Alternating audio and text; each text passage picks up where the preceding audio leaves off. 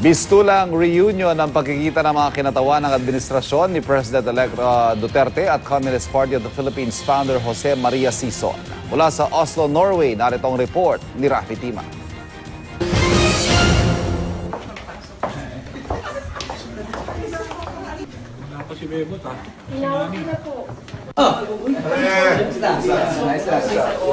Magkakaibigang matagal nang hindi nagkita. Yan ang eksena sa unang pagtatagpo ng mga kinatawan mula sa papasok na Administrasyong Duterte at ng CPP-NPA-NDF sa pangunguna ni Jose Maria Sison. Sino magsabi may away tayo? 2004 pa ang huling formal na paghaharap ng magkabilang kampo, kaya naman sabik ang isa't isang maipagpatuloy ang pag-uusap. Ang papasok na Presidential Advisor on the Peace Process na si Jesus Dureza, nag-selfie pa kasama sina Sison at NDF Peace Panel Chairman Luis Halandoni.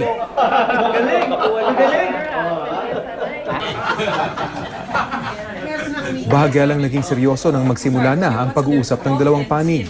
Tulad ng dati, ang bansang Norway ang namagitan sa isinagawang exploratory talks at siyang naging daan para matuloy ang pagkikita ng dalawang grupo. I hope that this will be a room full of constructive talks, bumps that will be overcome.